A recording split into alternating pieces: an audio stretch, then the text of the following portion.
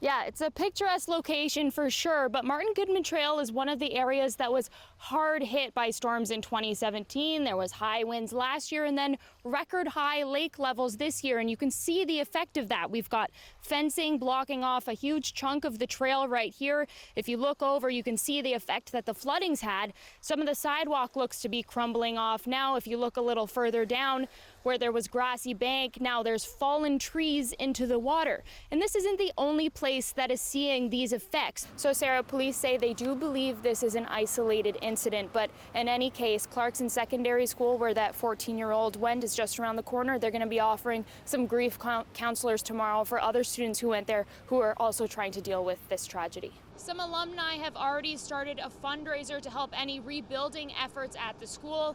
Meantime, they're wondering when, if, or how they should come together at the end of this month to celebrate its 90th anniversary.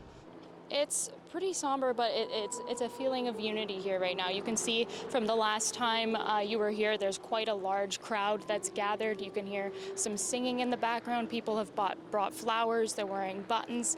Everyone's holding a candle to bring down the street once the procession begins. And I'm going to bring in Albert Storchuk, who's the chair of the Danforth BIA and part of one of the people who helped organize this event. So how are you feeling, seeing everyone here, hearing what's going on? I'm very proud to see the outpouring of support. I found out that my donor was actually a woman from Germany, and that was amazing.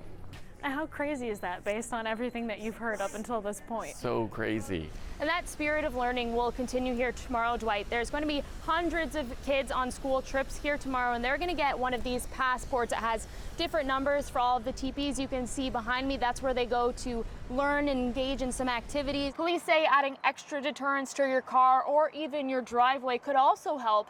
Things like a security camera, parking in your garage, or even a steering wheel club. Well, after all that, we did hear back from the WNBA. They say they're not considering expansion right now, but consider this. It took the NBA 50 years to expand and put a team here in Toronto, and with the WNBA just over 20 years old, there could be hope yet for She the North.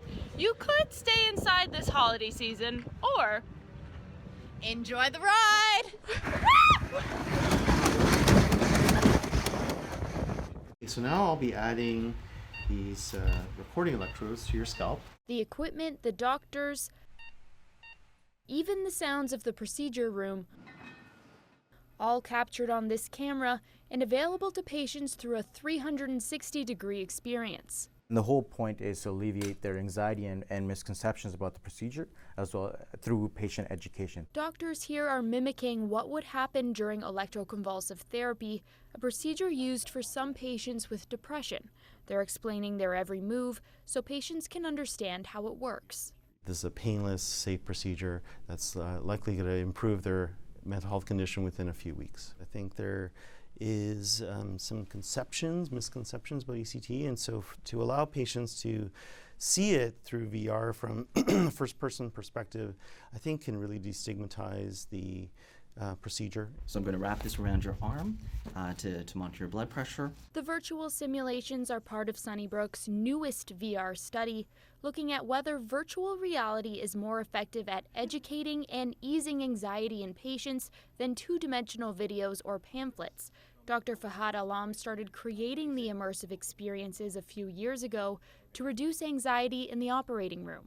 It's been shown to increase wound infections, it's been shown to increase length of stay. It's been associated with mortality or death in the cardiac surgery population. So anxiety is not a benign thing in itself. And when you have a vulnerable population like this, it can be compounded. Laura Victoria Perez participated in Alam's first VR study, looking at preoperative anxiety before her hysterectomy. I was really nervous because it was the first surgery I ever had. After seeing the procedure room, the steps, how they'd insert the IV.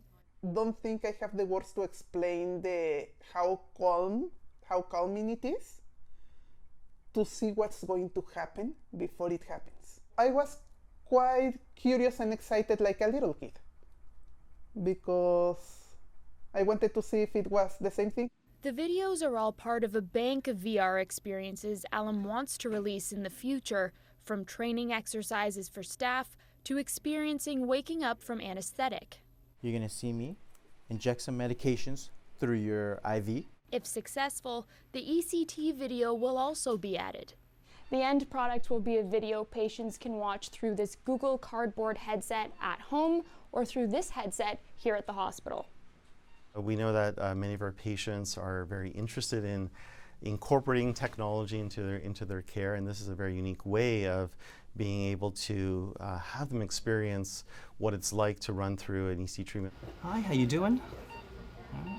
So you're waking up in the recovery room, ECT is over, everything's fine. The study will begin next month, testing the simulations on about 200 patients over the next year. Taylor Simmons, CBC News, Toronto.